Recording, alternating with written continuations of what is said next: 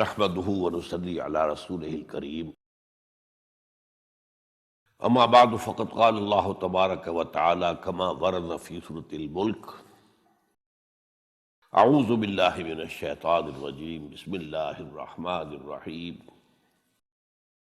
تبارك الذي بيده الملك وهو على كل شيء قدير الذي خلق الموت والحياة ليبلوكم أيكم أحسن عملا وقال عز وجل كما ورد في سورة الكهف إنا جعلنا ما على الأرض زينة لها لنبلوهم أيهم أحسن عملا وقال عز وجل كما ورد في سورة البقرة وإذ ابتلى إبراهيم ربه بكلمات فأتمهن قال إني جاعلك للناس إماما إلى قوله تعالى إذ قال له ربه أسلم قال أسلمت لرب العالمين صدق الله العظيم رب اشرح لي صدري ويسر لي أمري واحلل عقدة من لساني يفقهوا قولي اللهم ربنا ألهمنا رشدنا وأعذنا من شرور أنفسنا اللهم أرنا الحق حقا وارزقنا اتباعه وأرنا الباطل باطلا وارزقنا اجتنابه آمین یا رب العالمین۔ آج یہ تین موضوعات پر آج بات کرنی ہے۔ فلسفہ حیات، فلسفہ زندگی از روئے قرآن، پھر جو امتحان دنیا میں اللہ تعالیٰ کی طرف سے انسانوں کو پیش آتے ہیں، ان کے بڑے بڑے مواقع اور بڑے بڑے ان میں امتحانات کون سے ہیں، اور ان کی ایک مکمل کامل پوری طرح کامیاب شخصیت حضرت ابراہیم علیہ السلام، اور پھر ان کی شخصیت کے حوالے سے نمبر 3 حج اور عید الاضحیٰ کا باب۔ تو ہم سب سے پہلے شروع کر رہے ہیں، اور میں نے آیات جو تلاوت کی ہیں وہ اسی پہلے موضوع سے متعلق۔ دیکھیے فلسفہ تخلیق کیا ہے، اس کے 2 حصے ہیں۔ ایک تو یہ کہ اس پوری کائنات کی تخلیق کی کیا علت ہے، کیا غایت ہے، کیا مقصد ہے، کس لیے یہ تخلیق کی اللہ نے۔ اس پر کہیں گفتگو قرآن میں نہیں ہوئی ہے، اور میرے علم کی حد تک کسی صحیح حدیث میں بھی اس موضوع کا ذکر نہیں ہے۔ البتہ ایک حدیث ہے، وہ حدیث جو محدثین کے بڑے کڑے معیار ہے کسی حدیث کو تسلیم کرنے کے ضمن میں، روایت کی شرائط، ان پر تو وہ حدیث پوری نہیں اترتی ہے، لیکن اپنے مفہوم کے اعتبار سے، اپنے اصل مضمون کے اعتبار سے وہ اس درجے اہم ہے اس سے کہ اکثر مفسرین کرام نے، متکلمین حضرات نے، سب نے اس سے تسلیم کیا، کوٹ کیا۔ ویسے یہ بات میں نے اس سے پہلے آپ کو اصولاً ایک مرتبہ بتائی تھی، ہر سچی بات کا ثابت ہو جانا ضروری نہیں ہے۔ اگر کوئی حدیث اس معیار پر پوری نہیں اتری، اس کا مطلب یہ نہیں کہ جھوٹی ہے۔ اسی لیے ہمارے ہاں 2 اصطلاحات علیحدہ ہیں، ضعیف اور موضوع۔ موضوع وہ حدیث ہے جو گھڑی گئی ہے، جس کے بارے میں طے کر لیا محدثین نے کہ اس کی کوئی اثر ہے ہی نہیں، کوئی بنیاد ہے ہی نہیں، کوئی جڑ ہے ہی نہیں، یہ تو گھڑ لی گئی، موضوع وضع کی گئی۔ ظاہر بات ہے کہ اس حدیث کی طرف تو ہمیں دلچسپی ہوگی نہیں، نہ اس سے کوئی عقیدے کا مسئلہ طے ہوگا، نہ عمل کا فیصلہ طے ہوگا کہ کوئی شے حلال یا حرام اس حدیث کی روح سے ہو جائے۔ البتہ دوسری حدیث وہ ہے ضعیف ہے، یعنی ضعیف ہے اس معنی میں کہ اس کی سند پوری نہیں مل رہی۔ اب یہ چیز جو ہے میں بتا رہا ہوں آپ کو کہ یہ تو آپ کو دنیا میں ہمیشہ پیش آئے گا۔ آپ کسی وکیل سے پوچھ لیجئے، کوئی مقدمہ ہو ہی نہیں سکتا جب تک کچھ جھوٹ شامل نہ کیا جائے۔ خالص حقیقت کے اوپر کوئی کتنا ہی سچا مقدمہ ہو، آپ جیت نہیں سکتے۔ تو کسی شے کا ثابت نہ ہو سکنا روایتاً، یہ اس کی دلیل نہیں ہے کہ وہ موضوع ہے معاذ اللہ، وہ ضعیف ہے۔ اس ضعیف کا مطلب کیا ہے؟ اس کی بنیاد پر کوئی عقیدہ طے نہیں ہوگا، اس کی بنیاد پر کوئی شرعی حکم نہیں بنے گا، باقی اگر اس میں کوئی حکمت کی باتیں ہیں، اگر اس میں کوئی ایسی چیزیں ہیں کہ جو ہمارے لیے قیمتی موتی ہیں علم کی حکمت کی، تو اس کو اختیار کیا جائے۔ تو اسی طرح کی یہ حدیث ہے کہ اور حدیث قدسی ہے،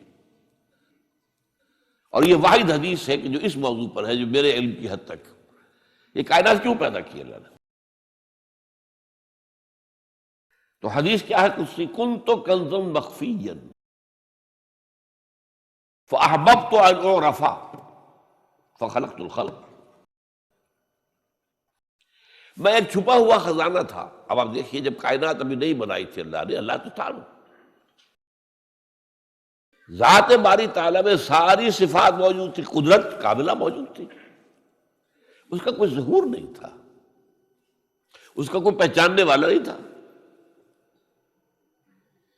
کنت کنزا مخفیا، کنز خزانہ، چھپا ہوا خزانہ۔ فاحببت ان اعرف، تو میں نے یہ چاہا کہ مجھے پہچانا جائے، مجھے کچھ لوگ پہچاننے والے تو ہوں نا۔ فخلقت الخلق، تو میں نے خلق کی تخلیق کی ہے۔ اب اس میں دو پہلو ہو گئے، ایک تو اس خلق کے ذریعے سے مجھے پہچاننا، کائنات کو انسان دیکھتا ہے تبھی تو عظمت منکشف ہوتی ہے اللہ کی، اس کی قدرت خلاقی دیکھیے، اس کی حکمت کا کمال دیکھیے۔ جیسے کہ ابھی سورہ ملک کی میں نے آیت آپ کو سنا، اس کے آگے بات کیا ہے کہ تم ذرا اپنی نگاہیں آسمان میں پھیراؤ، دیکھو کہیں تمہیں ہمارے اس تخلیق میں کوئی خلا نظر آتا ہے۔ پھر دیکھو، پھر دیکھو، تمہاری نگاہیں تھک ہار کر واپس آ جائیں گی، تمہیں کہیں کوئی خلا نظر نہیں آئے گی۔ اتنی کامل تخلیق۔ تو اگر کامل تخلیق ہے تو کامل تو اللہ کی ذات ہوئی نا، جس نے اس کو پیدا کیا۔ ایک تو اس کائنات سے اللہ کو پہچانا جائے، اور ایک کو پہچاننے والا بھی تو ہونا، وہ ہے آدم۔ اسی لیے تخلیق کا کمال، نقطہ عروج، کلائمیکس آدم، انسان۔ اس کو عقل دی، اپنی عقل سے دیکھو، پہچانا۔ یہ اصل میں امتحان کا معاملہ ہوا ہے کہ جہاں تک تو ہے تخلیق کلی کا سوال، اس کا تو اس کے سوا کوئی ہمارے پاس کوئی اور جواب ہے ہی نہیں، بس سیدھی سی بات۔ یہ حدیث قدسی کہ کنت کنزا مخفیا فاحببت ان اعرف فخلقت الخلق۔ ہاں، اب اس میں حیات دنیاوی کا مقصد کیا ہے؟ یہ جو انسان کی زندگی ہے، یہ کوئی 30 40 50 60 70 80 برس کی نہیں ہے۔ ہم پچھلے دنوں وہ احادیث پڑھ چکے ہیں، اور وہ آیات قرآن مجید ہیں جن میں کہ انسانی زندگی کے 5 ادوار میں نے گنوا دیے آپ کو۔ پہلی تخلیق ہوئی تھی صرف ارواح کی شکل میں، بدن نہیں تھے، وہ پہلی زندگی تھی ہماری۔ پھر ہمیں سلا دیا گیا، کولڈ سٹوریج میں رکھ دیا گیا۔ پھر اس دنیا کا سارا نظام مادی بنا، اور اس میں تخلیق آدم ہوئی مٹی سے، تو پھر وہ آدم کی روح پھونکی گئی، یہ دوسرا دور آ گیا۔ اب آدم ہے، روح آدم جمع، جس میں آدم۔ پھر ان پر موت آئی، پھر جلایا جائے گا، اور پھر ہمیشہ کے لیے رہیں گے زندہ۔ تو کیا ہے یہ زندگی آپ کے خیال میں؟ یہ 50 60 70 سال، یہ چھوٹا سا ٹکڑا ہے البتہ۔ اسی کو اقبال کہتا ہے نا، تو اسے پیمانہ امروز و فردا سے نہ ناپ، جاویداں پہم دواں ہردم جواں ہے زندگی۔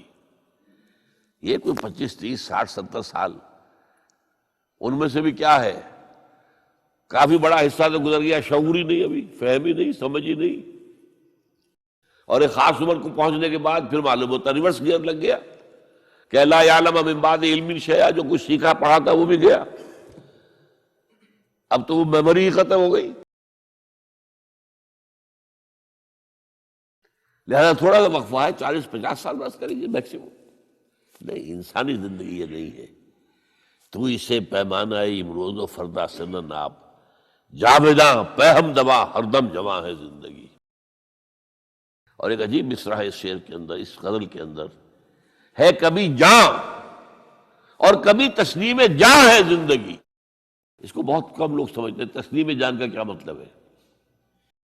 اس وقت تو میری زندگی کیا ہے، میری جان کے حوالے سے زندہ ہوں نا میں، ہے کبھی جان، اور اگر میں اللہ کی راہ میں گردن کٹوا دوں تو جان دے کر جو زندگی ملے گی اس سے اس جیسے تو اور کوئی زندگی ہو ہی نہیں سکتی۔ تسلیم جان، جان دے دینا۔ وَلَا تَقُولُوا لِمَن يُقْتَلُ فِي سَبِيلِ اللَّهِ أَمْوَاتٌ بَلْ أَحْيَاءٌ وَلَٰكِن لَا تَشْعُرُونَ۔ اور پھر اس میں شعر آتا ہے آخری علامہ اقبال کا، قلزم ہستی سے تو ابرا ہے مانند حباب۔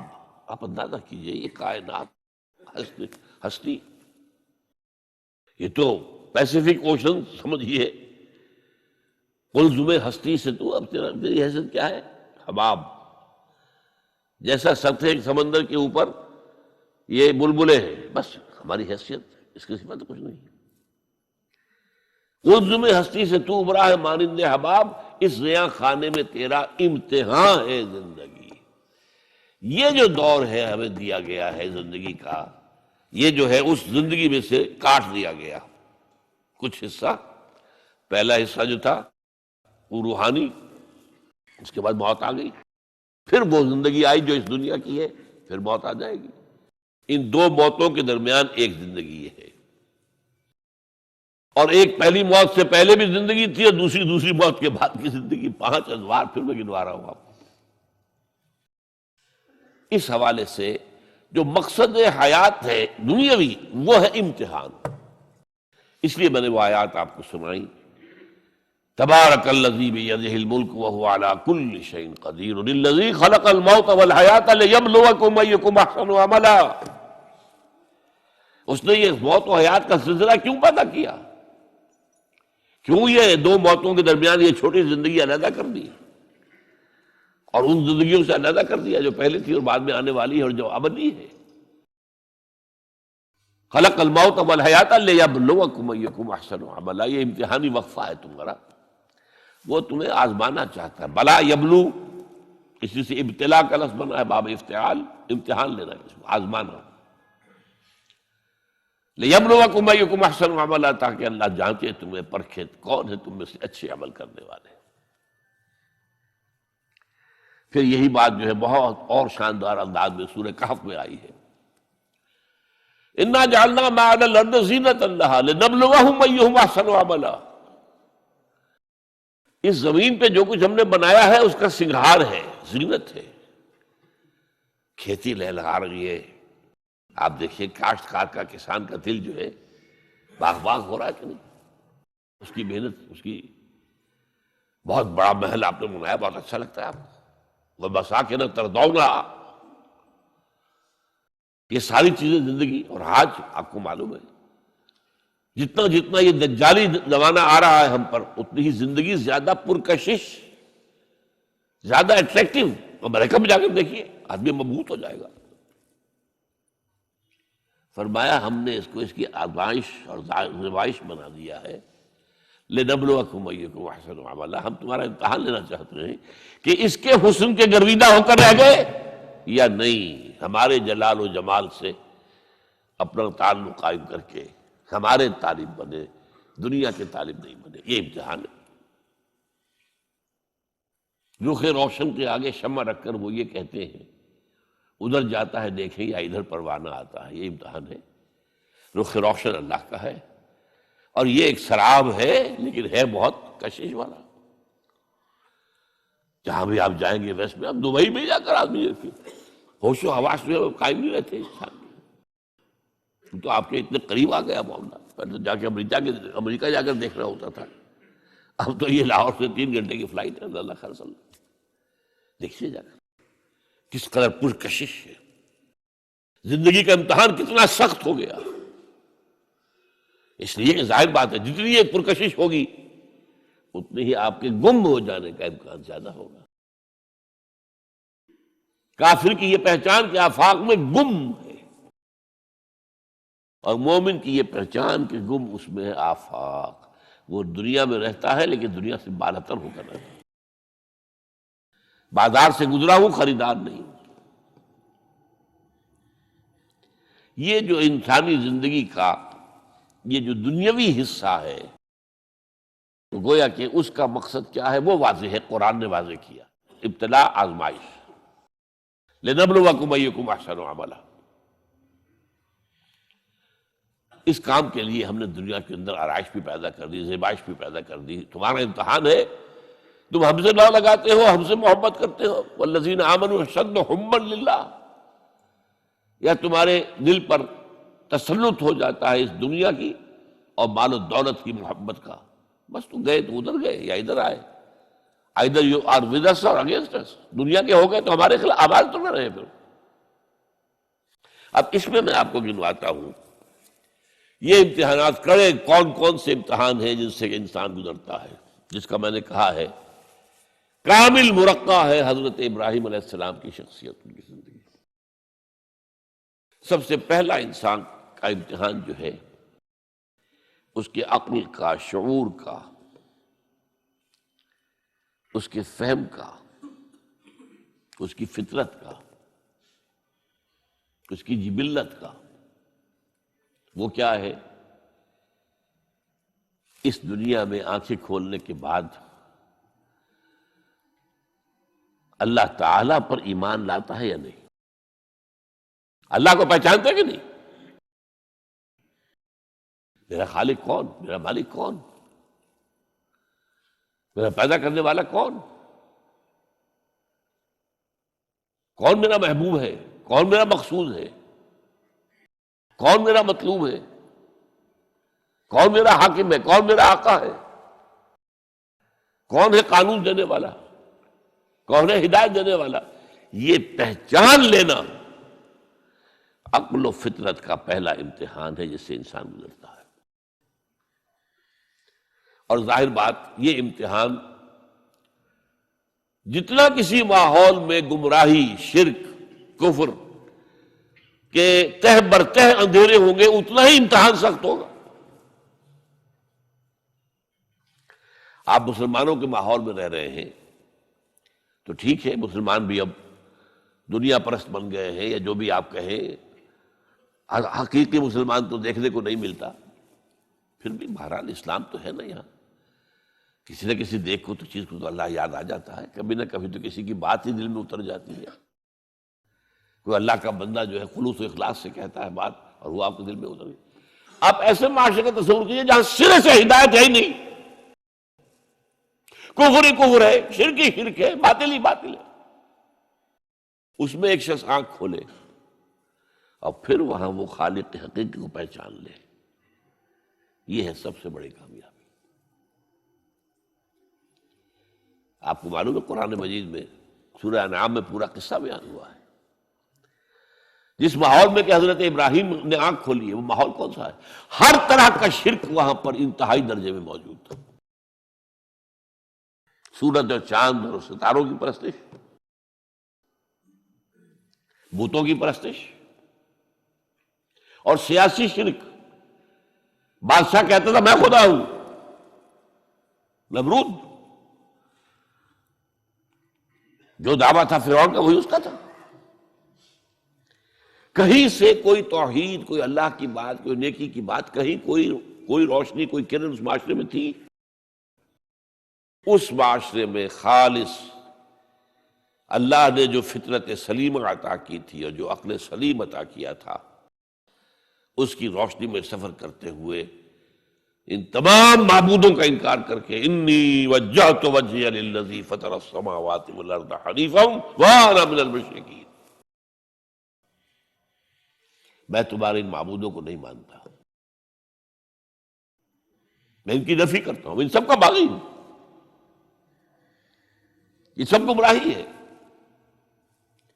میں نے اپنا رخ کر لیا ہے ہر طرف سے یکسو ہو کر اس ہستی کی طرف جو آسمان اور زمین کی خالق ہے، سورج کا بنانے والا۔ میں سورج کو نہیں پوچھتا، سورج کے بنانے والے کو پوچھتا ہوں۔ میں چاند کا پجاری نہیں ہوں، چاند کے خالق کا پجاری ہوں۔ یہ ستاروں کا میں پجاری نہیں ہوں، ستاروں کے پیدا کرنے والوں کا، کمالے کا میں پجاری ہوں، کائنات کا نہیں ہوں، کائنات کے خالق کا۔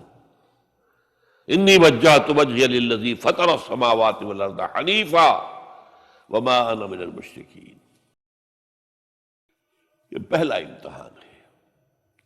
دیکھیے اپنے اوپر قیاس نہ کیجیے، آپ کو جو اللہ نے پیدا کیا ہے مسلمانوں کے گھر میں، آپ کے ایک کان میں پیدا ہوتے ہی اذان کہہ دی گئی، دوسرے میں اقامت کہہ دی گئی، آخر کہیں نہ کہیں تو کوئی اثر اس کا ہوتا ہوگا نا، تبھی تو، ورنہ یہ بے مقصد تو کام نہیں ہے۔ اگر حضور سے مسنون ہے یہ، کیا پتہ ہمارے تحت الشعور کی کون سی ٹیپ جو ہے وہ اس وقت چل رہی ہو اور اس کے اوپر جو ہے یہ نقش ہو گئے، کچھ نہیں کہہ سکتے۔ لیکن وہاں جو کچھ بھی نہیں تھا، کفری کفر، سیاسی شرک، مذہبی شرک، ستارہ پرستی کا شرک، بت پرستی کا شرک، اس میں ایک نوجوان سلیم الفطرت نوجوان، اس نے ان تمام سے رخ موڑ کر ایک اللہ کی ہستی کی طرف۔ اب آپ سوچئے دوسرا امتحان آتا ہے، اب حق پر پہنچ تو گئے، حق پر کھڑے رہنا آسان نہیں ہے۔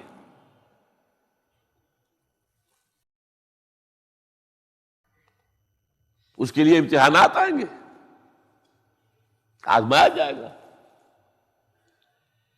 الف لام میم احسب الناس ان یترکوا ان یقولوا آمنا وهم لا یفتنون وَلَقَدْ فَتَنَّا الَّذِينَ مِن قَبْلِهِمْ فَلَيَعْلَمَنَّ اللَّهُ الَّذِينَ صَدَقُوا وَلَيَعْلَمَنَّ الْكَاذِبِينَ۔ ہم تو آزماتے ہیں، پھر تم نے کہہ تو دیا ربی اللہ، اچھا آپ دیکھتے ہیں تمہیں جانچیں گے، پرکھیں گے، امتحان دیں گے تمہارا۔ وہ امتحان کیا تھا؟ اسی کو کہا نا سورۃ حامیم سجدہ میں، ان الذین قالوا ربنا اللہ ثم استقاموا، بے شک وہ لوگ جنہوں نے کہا ہمارا رب اللہ ہے اور پھر جم گئے۔ یہ جم جانا جو ہے اس استقامت میں قیامت مضمر ہے۔ سب سے پہلے گھر میں جنگ ہوئی، باپ کہتا ہے ابراہیم کیا اراغب انت عن آلہتی یا ابراہیم، اے ابراہیم یہ کیا تم میرے آلہہ، میرے جو معبود ہیں ان سے تم نے روگردانی کر دی ہے۔ اور ابراہیم سمجھا رہے ہیں یا ابت، ابا جان انی قد جانی من العلم ما لم یاتک فاتبعنی اہدک صراطا سویا۔ ابا جان میرے پاس وہ علم آیا ہے جو آپ کے پاس نہیں آیا، مجھے اللہ نے وحی کے ذریعے سے ہدایت کاملہ عطا کر دی ہے، تو آپ کو میری پیروی کرنی پڑے گی۔ دیکھیے بات الٹی ہو رہی ہے، وہ باپ ہے تم بیٹے ہو، وہ کہہ سکتا ہے میں نے اپنے یہ بال دھوپ میں سفید کیے، تم کل کے بچے، آج تم مجھ سے مانگ رہے ہو، مطالبہ کر رہے ہو۔ دلیل پہلے دے دی ہے، یا ابت انی قد جانی من العلم ما لم یاتک، وہ علم کا وہ شعبہ آپ کے پاس ہے ہی نہیں جو اللہ نے مجھے وحی کے ذریعے سے دے دیا ہے، لہٰذا آپ کو میری پیروی کرنی ہوگی۔ یا ابت لا تعبد الشیطان، ابا جان دیکھیں شیطان کی پیروی نہ کیجیے، انہ کان للرحمن عصیا، وہ تو رحمان کا بڑا گنہگار تھا، سرکش تھا، باغی تھا۔ یا ابت انی اخاف ان یمسک عذاب من الرحمن فتکون للشیطان ولیا، ابا جان مجھے بڑا اندیشہ ہے کہ آپ کہیں اللہ کی نگاہ میں شیطان کے ساتھیوں میں شمار نہ ہو جائیں اور پھر آپ پر اللہ کا عذاب نہ آ جائے۔ لیکن جواب کیا دیا باپ نے؟ اراغب انت عن آلہتی یا ابراہیم لئن لم تنتہ لارجمنک واہجرنی ملیا، اے ابراہیم میرے آلہہ میرے معبودوں سے روگردانی کر رہا ہے، باز نہیں آؤ گے سنسار کر دوں گا، پتھر مار مار کے ہلاک کر دوں گا، اور نکل جاؤ، دفع ہو جاؤ میری نگاہوں کے سامنے سے۔ وہ فطرت سلیمہ کا حامل نوجوان کیا کہتا ہے؟ قال سلام علیک، اچھا ابا جان آپ پر سلامتی ہو، میں قال سلام علیک، میں جاتا ہوں، گھر چھوڑ کے جا رہا ہوں، لیکن میں اپنے رب سے آپ کے لیے دعا کروں گا کہ وہ آپ کو ہدایت دے، وہ مجھ پر بڑا مہربان ہے، مجھے امید ہے کہ وہ میری اس دعا کو رد نہیں کرے۔ اب اس سے آگے بات بڑھی، ابراہیم سوچتے ہیں کہ ان لوگوں کے اوپر کوئی تیشہ زوردار مارنا ہوگا، یہ جاگنے کو تیار نہیں ہے۔ میں ان سے کہتا ہوں تو ہاں کہتے ہیں ہاں ٹھیک تو کہہ رہے ہو تم، لیکن نہیں بھائی یہ ہمارے آباء و اجداد کا دین ہے، اس پہ چلے آ رہے ہیں، کیسے چھوڑ دیں ہم؟ بات تو تمہاری ٹھیک لگتی ہے ابراہیم، تم بات تو صحیح کر رہے ہو، لیکن سورہ عنکبوت میں فرمایا مودۃ بینکم فی الحیاۃ دنیا، حضرت ابراہیم نے کہا تم اپنے دنیا کی زندگی کی محبتوں کی وجہ سے جکڑے ہوئے ہو، ورنہ تمہیں معلوم ہے میں نے کھول دیا تم پر کہ یہ سب بکواس ہے، یہ تمہارے عقائد جو ہیں بے بنیاد ہے، لیکن دنیاوی محبتیں یہ تعلق جو ہے تمہیں کھڑا کیے ہوئے ہے۔ جب انہوں نے دیکھا کہ ان پر، وہی اقبال کا شعر ہے کہ پھول کی پتی سے کٹ سکتا ہے ہیرے کا جگر، مرد ناداں پر کلام نرم و نازک بے اثر، مرد ناداں پر کلام نرم و نازک، اس کے اوپر تو وہ ہتھوڑا چلانا پڑتا ہے، وہ ہتھوڑا چلانے کی سوچی۔ ان کا کوئی تہوار آ رہا تھا جس میں جا کے باہر میدان میں جا کے کوئی پوجا کرنی تھی کسی خاص ستارے کی، اور پورا شہر خالی ہو جانا تھا۔ حضرت ابراہیم نے کہا میری طبیعت تو ٹھیک نہیں، میں تو آپ لوگوں کے ساتھ نہیں جاؤں گا، آپ جائیے۔ سب چلے گئے، پورا شہر خالی ہو گیا۔ اب انہوں نے ہاتھ میں ہتھوڑا لیا، وہ بت خانے میں گھس گئے اور سب بتوں کو توڑ کے چورا چورا کر دیا۔ لیکن طبیعت میں ایک عجیب قسم کا ایک مٹھاس والا مزاح تھا، تو اس ایک سب سے بڑے بت کو چھوڑ دیا اور اس کے کندھے پر وہ تیشہ رکھ دیا۔ اب جو وہ رات کو واپس آئے ہوں گے، آپ سوچئے ذرا، آج بھی ہندوستان کے شہر متھرا میں یا بنارس میں کہیں بتوں کے ساتھ کے کوئی حشر کر دے تو کیا قیامت آئے گی؟ کیا کیا؟ من فعل ھذا بآلہتنا، کون ہے وہ جس نے ہمارے معبودوں کا یہ حشر کیا ہے؟ بہت کچھ کر کے کچھ لوگ، ہاں ہم سنتے تھے ایک نوجوان جو ہے وہ کچھ ان کا ذکر کیا کرتا تھا ان بتوں کا کہ ان میں کچھ نہیں ہے، کچھ نہیں ہے، کچھ باغیانہ خیالات کا اظہار کیا کرتا تھا وہ ابراہیم۔ بلاؤ، حاضر کیا گیا، یا ابراہیم انت فعلت ھذا، کیا اب تم نے کیا؟ مجھ سے کیا پوچھتے، اس بڑے بت سے پوچھو، اس سے پوچھو، بھائی سارے ٹوٹے ہوئے، یہ سالم کھڑا ہے۔ اور نمبر دو جسے کہتے ہیں پولیس کی اصطلاح میں آلہ واردات، قتل کیا تھا تو کس چیز سے کیا تھا وہ بھی برآمد ہو گیا، وہ چھری بھی مل گئی ہے، اس پر خون کے دھبے بھی ہیں، اور آج تو آپ کو معلوم ہے کہ خون کے قطرے سے بھی پتہ چل جاتا ہے کہ کس کا خون تھا، جینیٹکس کے ذریعے سے۔ تو اس نے کیا ہوگا کہ ابراہیم وکل کے ناخن لو، ان سے پوچھیں یہ بات کرتے کوئی؟ اف لکم، تف ہے تم پر، تم پوچھتے ہو ان کو جو بات تک نہیں کر سکتے، جو اپنا دفاع نہیں کر سکتے، جو اپنے آپ کو بچا نہیں سکتے۔ ایک عام انسان بھی دفاع کرتا ہے اپنا۔ فرجعوا الی انفسہم، اب انہوں نے اپنے اندر دلوں کی طرف دھیان کر کے سوچا کہ واقعی ابراہیم صحیح کہتا ہے، لیکن پھر لوٹے، پھر وہ عصبیت، پھر وہ آباء و اجداد کے ساتھ تعلق، پھر وہ معاشرتی نظام۔ انہوں نے کہا بس اس کو قتل کرو، اب اس کو ختم کر دو۔ یہ اس کو فیس کرنا، آپ سوچ لیجیے یہ کتنے بڑے امتحان کی بات تھی، کتنے بڑے جگر کی بات تھی۔ اچھا چونکہ وہاں نظام بھی تھا، بادشاہ کے دربار میں حاضری ہو گئی۔ ابراہیم ہم نے سنا تم ہمارے سوا کسی کو خدا مانتے ہو؟ جی ہاں، کون ہے وہ خدا؟ فرمایا میرا رب وہ ہے جو زندہ رکھتا ہے اور مارتا ہے، ربی الذی یحیی و یمیت، قال انا احیی و امیت، میں بھی زندہ رکھتا ہوں اور مارتا ہوں۔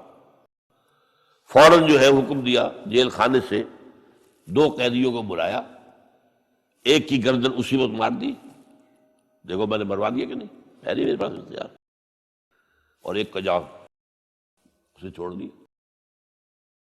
تو میں خدا ہوا کہ نہیں؟ حضرت ابراہیم نے سمجھ لیا کہ اب یہ جس قسم کی کچھ بحثی میں آگے آئے، یہاں بھی کوئی ہتھوڑا چلانا پڑے گا۔ فرمایا فإن اللہ یاتی بالشمس من المشرق فأت بہا من المغرب، میرا رب وہ ہے جو مشرق سے نکالتا ہے سورج کو، تم خدا ہو تو ذرا مغرب سے نکال کے دکھاؤ۔ فبہت الذی کفر، تو وہ جو کافر تھا مبہوت ہو کر اب کیا کہ آئے بائیں شائیں، فبہت الذی کفر۔ لیکن میں یہاں پہ جو زور دے رہا ہوں، آپ اس ہمت، اس قوت ارادی کا اندازہ کیجئے کہ جو ایک بڑے زبردست بادشاہ کے میں سامنے کھڑے ہو کر یہ بات کر رہا ہے اور ڈٹ کر رہا ہے، آنکھوں میں آنکھیں ڈال کر رہا ہے۔ ان الذین قالوا ربنا اللہ ثم استقاموا تتنزل علیہم الملائکۃ الا تخافوا ولا تحزنوا وابشروا بالجنۃ التی کنتم توعدون۔ یہ کیفیت تو پہلا امتحان تو ہے ان مادی غلافوں میں لپٹے ہوئے ہونے کے باوجود حق کو پہچان لینا، اس مادی کائنات میں گم نہ ہو جانا، اس سے ماورا، اس سے بلندتر ہو کر اس ہستی کو پہچاننا جس نے اس کو پیدا کیا۔ انی وجہت وجہی للذی فطر السماوات والارض حنیفا وما انا من المشرکین، پھر اس پر قائم رہنا اور بڑے سے بڑا رزق لینا۔ آپ نے گھر سے نکال دیا، ٹھیک ہے چل جا رہا ہوں۔ قال السلام علیک ساستغفر لک ربی انہ کان بی حفیہ۔ موت کو فیس کیا ہے تو اس طرح کیا ہے، اور کیسا جواب دیا ہو، کیسا، میں نے کہا ایک مذاق کا انداز تھا ان کے عمل میں کہ اس سے پوچھو، ایک صحیح سالم کھڑا باقی ٹوٹے ہوئے، تو کہنے والا یہ سرکمسٹانشل ایویڈنس کیا ہوتا ہو۔ آج بھی آپ کے ہاں مقدمات کے اندر ایک سرکمسٹانشل ایویڈنس بھی تو ہوتا ہے نا، حالات، قرائن کی کیا گواہی ہے۔ تو وہ سالم میں باقی سب ٹوٹے ہوئے، دوسرے یہ کہ آلہ جو ہے اس کے پاس سے برآمد ہو رہا ہے، اس کے کندھے پر رکھا ہوا ہے، اور پھر یہ کہ بادشاہ کے دربار میں جا کر جس طرح اس کا انکار کیا ہے اس کی خدائی کا، ان کا ٹھیک ہے اس کو تو اب زندہ آگ میں ڈالو اور یہ گر جائے، ختم کر دو اس کو، بسم کر دو۔ اچھا، اس کے لیے تیاریاں کی گئی ہیں، سورہ صافات میں اس کا ذکر موجود ہے۔ تو اب حضرت ابراہیم دیکھ رہے ہیں کہ میرے لیے آگ کا الاؤ تیار ہو رہا ہے بہت بڑا، ایک اوپر مچان بنائی گئی ہے جہاں سے کہ ان کو پھینکنا ہے آگ میں، سب ہو رہا ہے۔ وہ سب یہ کس لیے کر رہے تھے؟ یہ نوجوان پہ ہوش ٹھکانے آ جائیں گے جب آگ دیکھے گا سامنے۔ ابھی تو کوئی آیا نہیں نا امتحان اس پر، اسی لیے قرآن میں آیا ہے کہ ہم نے ان کو ناکام کر دیا جنہوں نے کہ یہ آزمائش ڈالی تھی۔ حضرت ابراہیم کود گئے، اقبال کہتا ہے بے خطر کود پڑا آتش نمرود میں عشق، عقل ہے محو تماشائے لبے بام ابھی۔ دیکھیے یہ دو عقلیں ہیں، یہ سمجھ لیجیے۔ ایک عقل وہ ہے جو پہچان لے، ایک عقل وہ ہے جو آگے چلنے سے روکے۔ دیکھو جواب ٹھیک نہیں، تمہارا کیا کر رہے ہو، اپنی جان سے کھیل رہے ہو، جان سے چلے جاؤ گے۔ تو عقل جو ہے ایک معنی میں وہ حقیقت کو پہچاننے میں مددگار ہے، اگرچہ منزل تک نہیں پہنچا سکتی۔ گزر جا عقل سے آگے کہ یہ نور چراغ راہ ہے، منزل نہیں ہے۔ پاس چراغ رکھا ہے تو روشنی تو ہو جائے گی نا، کچھ نہ کچھ دکھا دے گی، بس یہ چراغ راہ ہے، یہ آخری منزل تک عقل نہیں پہچان سکتی۔ یہ تو فطرت انسانی ہے، قلب ہے، روح انسانی ہے، وہ پہچانتی ہے۔ اور عقل گو آستان سے دور نہیں، اس کی قسمت میں پر حضور نہیں، حاضری نہیں ہوتی وہاں۔ اللہ تک پہنچانے والی شے عشق ہے، اللہ کی محبت ہے۔ آگے چلنے سے تو عقل روکتی۔ عقل کا لفظ جو ہے وہ اس سے پہلے یقیناً کئی مرتبہ میں نے یہاں پہ بیان کیا ہوگا۔ عقل کے معنی ہے روکنے والی۔ یہ جو سعودیز جو ہے وہ اپنے سروں کے اوپر ایک باندھتے ہیں، کوئی سنہری رنگ کا ہوتا ہے، کچھ ہوتا ہے اس کو اپنے رومال کے اوپر، اس کو اقال کہتے ہیں، اقال۔ یہ ان کی پرانی بدویانہ، جب ان کو کھانے پینے کو بھی نہیں ملتا تھا، بھوکے پیاسے ننگے پاؤں ننگے بدن رہتے تھے، اس وقت ایک رواج ہے۔ ان کی ساری زندگی جو ہے گھومتی تھی اونٹ کے گرد، اونٹی کا گوشت کھا لینا ہے، اونٹی کا دودھ پی لینا ہے، اونٹ کے اوپر سواری کر لینی ہے، اونٹ کی کھال سے جو ہے وہ خیمے بنا لینے ہیں، اونٹ کے بالوں سے اپنے لیے کوئی کمبل بنا، اونٹ ہی اونٹ تھا۔ جیسے ہمارے یہاں پنجاب میں جس علاقوں کو کہا جاتا ہے جو جانگلی علاقہ، وہ بھینس ہی بھینس تھی، بھینس کا کلچر تھا وہاں، بھینس کا دودھ پی لیا، بھینس کے مکھن سے کھا لیا، لسی سے نہا لیے، اور یہ ساری چیزیں جو ہے بھینس کا گوشت کھا لیا، بھینس ہی بھینس تھی۔ اور کیا تھا؟ یہ مج کلچر تھا یہاں کا سارا، یہ جو آپ کے ہاں جانگلی کہلاتے ہیں۔ یہ تو آباد کار آئے ہیں جلندھر سے، ہوشیارپور سے، گرداسپور سے، وہ آباد کاروں نے آ کے پھر یہاں پر جو ہے وہ ساری چیزیں بتائی ہیں، ورنہ یار کس کو پتہ جانتے، گڑ کی نہیں جانتے، گڑ کس بنا کا نام نہیں جانتے، چینی تو بہت دور کی بات ہے، گڑ نہیں جانتے۔ تو ان کا کیا معاملہ تھا؟ اونٹ ہے۔ اب اونٹ کا یہ ہے کہ جب بدو سواری کر کے جا رہا ہے، ایک جگہ پر اترا ہے، اسے پیشاب کرنا ہے، کچھ اور کرنا ہے، اب اس خطرے سے کہ کہیں اونٹ بھاگ نہ جائے، اس کے ایک گھٹنے کو ایک رسی سے باندھ دیتا تھا۔ اب 3 پاؤں رہ گئے، 3 پاؤں سے اچک تو سکتا ہے، وہ بھاگ تو نہیں سکتا، تو اچک کر وہ اگر کہیں کوئی آس پاس درخت ہے، کیکر کا درخت ہے، تو ناشتہ کچھ کر لے، کھا لے، کوئی حرج نہیں ہے، ایک بھاگے نا۔ تو وہ جو رسی جس سے اونٹ باندھتے تھے، اس کا گھٹنا، وہ اب کیا ہوا، اسے جانا ہے سفر پر دوبارہ، وہ جائے گا، وہ رسی وہاں سے کھول کے سر پہ باندھ لے گا، کاٹ کے رسی کو۔ یہ اقال، اب وہ سنہری بھی ہوتے ہیں، کیا کیا خوبصورت ہوتے ہیں، لاکھوں روپے کا ہوتا ہے، لیکن تہذیبی پس منظر اس کا یہ ہے۔ اب ظاہر بات ہے کہ وہ تو لوگ، اس لیے حدیث میں یہ لفظ آیا ہے۔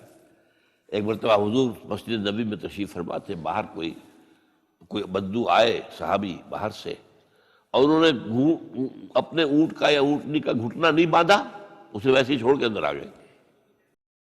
حضور نے فرمایا تم نے اس کا گھٹنا کیوں نہیں باندھا؟ جواب دیا میں نے اللہ پر توکل کیا۔ فرمایا غلط، اعقلھا ثم توکل، پہلے اس کا گھٹنا باندھو پھر توکل کرو۔ وسائل کا استعمال ترک کر دینا توکل نہیں ہے۔ ہاں یہ سمجھو کہ وسائل کے ذریعے سے نہیں ہوگا، جو بھی کچھ ہوگا اللہ کی کیے سے ہوگا، لیکن وسائل کا استعمال تو کرنا ہے، وہ توکل اسلام میں نہیں ہے جو رہبانیت کا توکل ہے۔ بہرحال تو یہ اب جو ہے عقل جو ہے، اب اس وقت جو کہ بے خطر کود پڑا آتش نمرود میں عشق، عقل ہے محو تماشائے لبے بام، ابھی عقل تو وہیں پر کھڑی ہوئی سوچ رہی ہے کودنا چاہیے کہ نہیں کودنا چاہیے، اور ابراہیم کود بھی چکا۔ لوگ حیران رہ گئے، لیکن اللہ نے اس آگ کو گل و گلزار بنا دیا۔ قلنا یا نار کونی بردن وسلام علی ابراہیم۔ اب آیا چوتھا امتحان کہہ لیجیے اس کو، یہ رسولوں کے باب میں اللہ کا قاعدہ ہے، اس قوم کی طرف کسی رسول کو بھیجیں، اگر وہ قتل کرنے پر آمادہ ہو جائے رسول کو، تو پھر وہاں سے ہجرت کی اجازت ہوتی ہے۔ جیسے حضور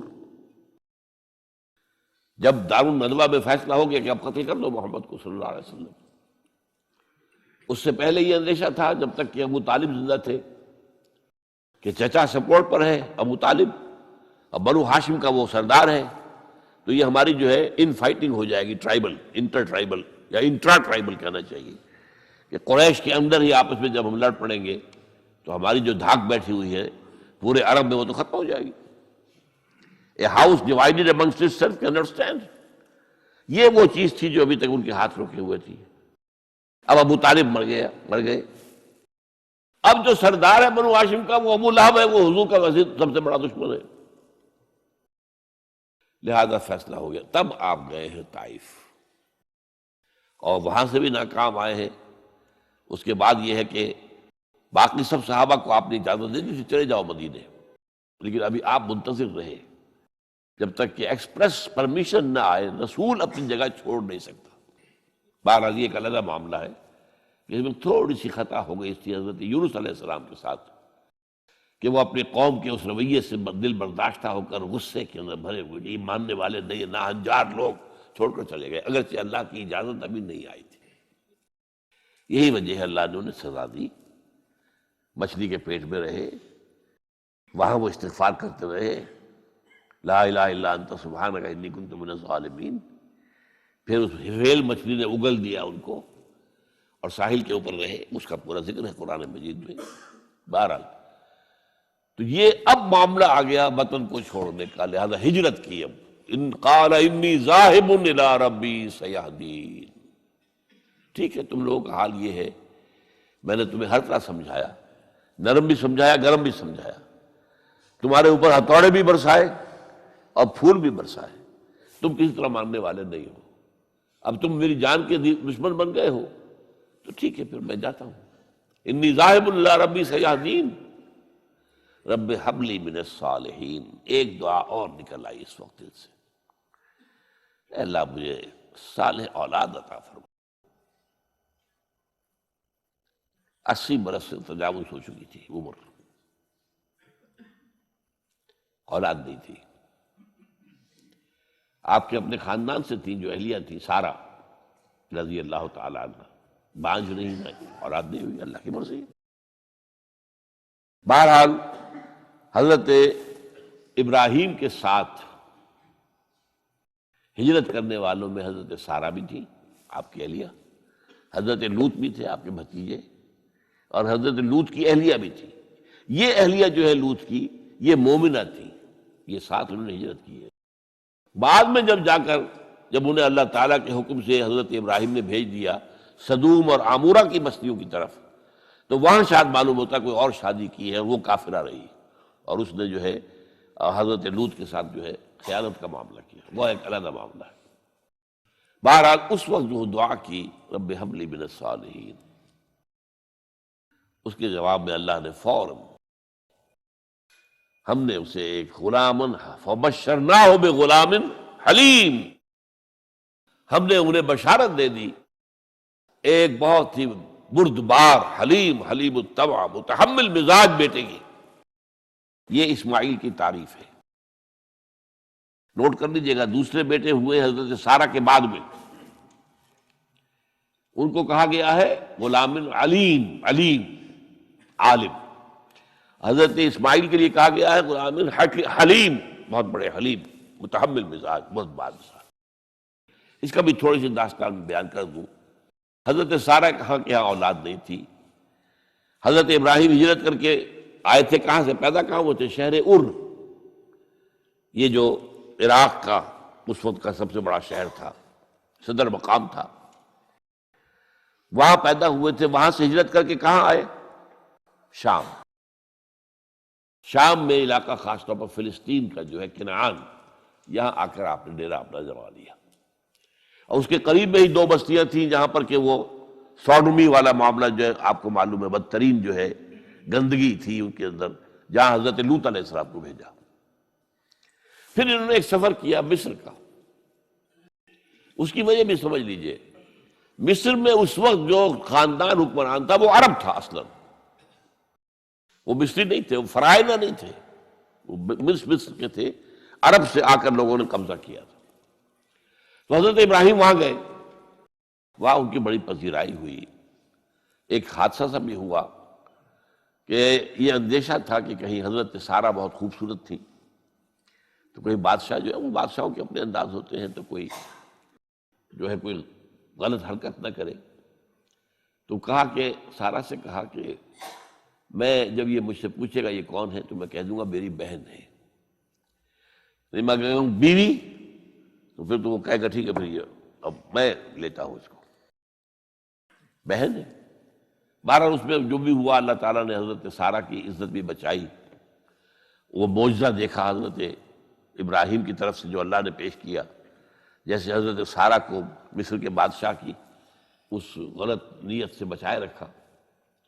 پھر اس شخص نے جو ہے اپنی بیٹی ہاجرہ یہ خدمت میں پیش کی۔ یہ ہاجرہ کنیز نہیں تھی، یہ اصل میں یہودیوں نے مشہور کر دیا ہے۔ یہودی کہتے ہیں کہ اصل بیوی تو تھی حضرت سارہ، اور سارہ کے ہاں اولاد بعد میں ہوئی ہے، وہ ہے اسحاق کے بیٹے ہیں یعقوب کی اولاد ہم ہیں، تو اصل تو ابراہیم کی اولاد ہم ہیں۔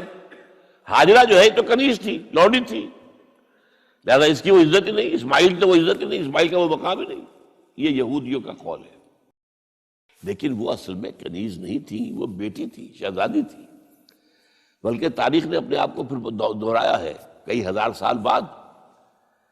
حضور نے صلح حدیبیہ کے بعد جب خطوط لکھے ہیں دعوتی بادشاہوں کے نام، شہنشاہ ایران، شہنشاہ روم، مقوقس مصر، نجاشی حبشہ، خطوط لکھے، تو مقوقس جو ایک طرح کا بادشاہ تھا، پیٹریارک تھا، جو الیگزینڈریا کا، اس نے اکرام کیا حضور کے جو سفیر تھا، ان کا بڑی عزت کی، احترام کیا، اور پھر حضور کی خدمت میں دو جو ہے خواتین کو بھی بھیجا۔ اب اس زمانے میں یہی روایت دنیا کے اندر چلتے تھے، اور یہ گھوڑا بھیجا، دلدل، وہ جو حضور صلی اللہ علیہ وسلم کا بہترین گھوڑا تھا، تو انہی میں سے ایک کنیز جو ہے ان سے حضور نے نکاح کیا، ماریہ قبطیہ، اور ماریہ قبطیہ سے اللہ نے اولاد دی حضور کو عمر کے آخری درجے میں، حضرت ابراہیم نام رکھا ان کا۔ نوٹ کیجیے، سائیکل مکمل ہو رہا ہے۔ ابراہیم گئے تھے مصر، وہاں سے ہاجرہ آئی، اور اس سے اسماعیل ہوئے، اسماعیل سے یہ ساری نسل چلی، محمد پیدا ہوئے، محمد کے نکاح میں پھر مصر سے آئی ہوئی ایک خاتون آئی ہے ماریہ قبطیہ، ان سے جو پیدا ہوئے ان کا نام ابراہیم رکھا۔ تو یہ گویا کہ یہ ایک عجیب سائیکل ہے۔ بہرحال لیکن جب حضرت سارہ نے دیکھا کہ میرے ہاں تو اولاد نہیں ہو رہی، تو حضرت ابراہیم سے کہا کہ میں آپ ہاجرہ کے ساتھ آپ جو ہے ذر و شوقت معاملہ قائم کر لیجئے، تو اللہ آپ کو ان کے ذریعے سے اولاد دے دے، مجھے تو امید نہیں ہے کہ میرے ہاں اولاد ہو۔ تو اس پر حضرت ابراہیم نے ان کے ساتھ وہ رشتہ قائم کیا، اور اللہ نے اسماعیل جیسا بیٹا دے دیا۔ اب اللہ تعالیٰ نے حکم دیا ہاجرہ اور اپنے اس بیٹے کو لے جاؤ، اور جاؤ وہاں بواد غیر ذی زرع، جاؤ وہاں حجاز کی اس وادی کے اندر، وادی غیر ذی زرع، وہاں ان کو چھوڑ دو۔ اب یہ امتحان دیکھیے، توکل کا امتحان۔ حضرت ابراہیم لے آئے، کوئی متنفس نہیں، کوئی گھاس تک پیدا نہیں ہو رہی، کوئی درخت کا ہونا تو اور بڑی بات ہے کہ کہیں کھجور کا درخت ہو یا کوئی اور درخت بھی نہیں، پانی نہیں، پانی کا ایک مشکیزہ تھا ابراہیم کے پاس، وہ چھوڑ دیا، کچھ کھجوریں تھیں وہ دے دی اور چلے۔ حاجرہ پوچھتی ہمیں کس کے پاس سارے چھوڑ کے جا رہے ہیں؟ کہنے لگے اللہ کے۔ یہ ہے توکل، اللہ کا حکم ہے، دعائیں مانگ مانگ کر، رب ہب لی من الصالحین فبشرناہ بغلام حلیم۔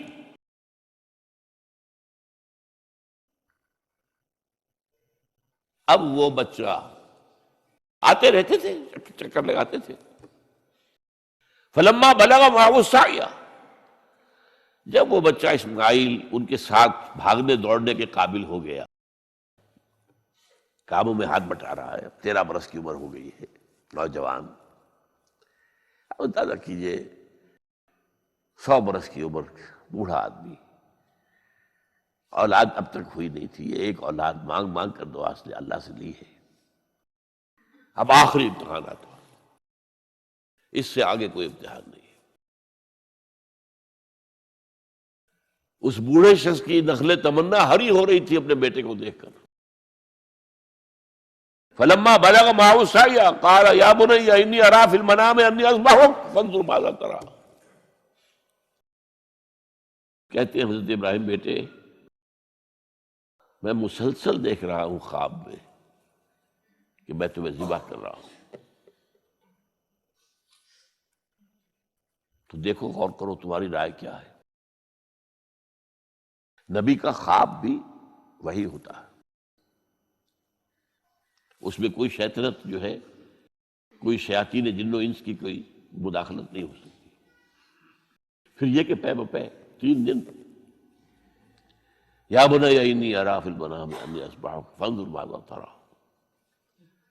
اب جواب سنیے، وہ حلیم، یا ابت افعل ما تؤمر ستجدنی انشاء اللہ من الصابرین۔ ابا جان کر گزریے جو آپ کو حکم ہو رہا ہے، تومر امرتا نہیں تو عمر حکم ہو رہا ہے، جب 3 دفعہ آپ کو یہ حکم ہو گیا اللہ کی طرف سے تو پھر دیر کاہے پہ؟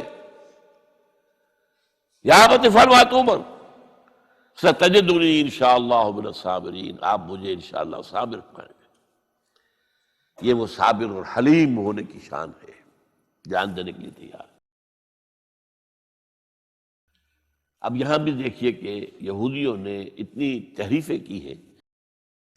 وہ ذبیح اللہ حضرت اسحاق کو کہتے ہیں، یہ بعد میں حضرت اسحاق پیدا ہوئے ہیں، 13 سال بعد، 100 برس کی جب عمر تھی حضرت ابراہیم کی تب ہوئے۔ اب وہ کہتے ہیں کہ ذبیح اللہ جو ہے وہ اسحاق ہے، نہیں، یہ اسماعیل تھے۔ مروا پہاڑی جو مروا اور یہ موریا، وہاں پر بھی انہوں نے ایک پہاڑی کا نام رکھ دیا مروا، وہ کہتے ہیں یہاں پر اسحاق کو ابراہیم نے ذبح کرنے کی کوشش کی، سب بکواس۔ ایک بڑی عمدہ کتاب مولانا فراہی رحمۃ اللہ علیہ کی تھی، عربی، پھر اس کا ترجمہ ہوا، الرأی الصحیح فی من هو الذبیح، عربی میں کتاب تھی کہ ذبیح کون تھا، اسماعیل یا اسحاق، اس کے بارے میں صحیح رائے کیا ہے، یہ اس کتاب کا موضوع ہے۔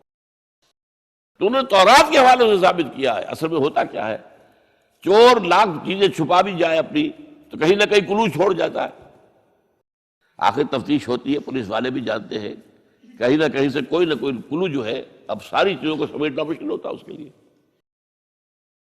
تو اس کے اندر وہاں کلو موجود ہے، اسحاق اس کے اندر تورات کے اندر جس سے ثابت ہوتا ہے، انہوں نے ثابت کیا۔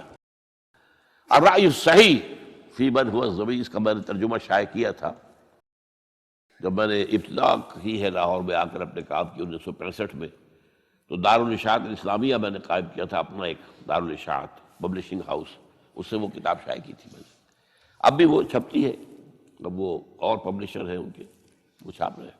بہرحال تو حضرت اسماعیل جو ہے وہ ذبیح اللہ ہے، اللہ نے جب لٹا دیا، فلما اسلما وتلہ للجبین، اب یہاں پر ذرا نوٹ کیجئے، اسلما، جب دونوں نے اسلام کا مظاہرہ کیا، وہ جو میں نے کہا تسلیم، سر تسلیم خم ہے جو مزاج یار میں آئے، بوڑھا باپ چھری لے کر تیار ہو گیا ہے اور جوان بیٹا گردن ڈال کر، بس صرف ایک احتیاط کی ہے کہ پیشانی کے بل لٹایا ہے تاکہ چہرہ سامنے نہ رہے، بس اتنی بات۔ چھری چلاتے ہوئے چہرہ میں اوندے بولتا اللہ للجبین، پیشانی کے بل انہوں نے لٹا دیا اور پھر چھری چلائی۔ لیکن اللہ نے پکار کر کہا، یا ابراہیم قد صدقت الرؤیا انا کذالک نجزی المحسنین، اے ابراہیم بس تم نے اپنا خواب پورا کر دیا۔ میں نے آج سے بہت پہلے مضمون لکھا تھا اس پر، تو میں نے کہا تھا جس کا امتحان لیا جا رہا تھا وہ فیل نہیں ہوا، ممتحن کو بس کرنی پڑی ہے، اللہ کو بس بس بس۔ ان ھذا لھو البلاء المبین، اے ابراہیم واقعتاً یہ بہت بڑی آزمائش تھی، اس میں تم پورے اتر گئے ہو۔ یہ میں نے آپ کے سامنے زندگی کا جو پورا ایک نقشہ ہے ابراہیم کا، ہر قدم پر امتحان، ہر قدم پر امتحان، ایک سے ایک کڑا امتحان، ایک سے ایک بڑا امتحان، اور آخری امتحان یہ تھا، ان ھذا لھو البلاء المبین۔ جب ممتحن یہ کہتے بھائی بات تم بہت مشکل، پرچہ واقعی میں نے بہت مشکل سیٹ کیا تھا، کمال ہے تم نے بہت عمدہ حل کیا، تو اس سے بڑی شاباش کیا ہوگی؟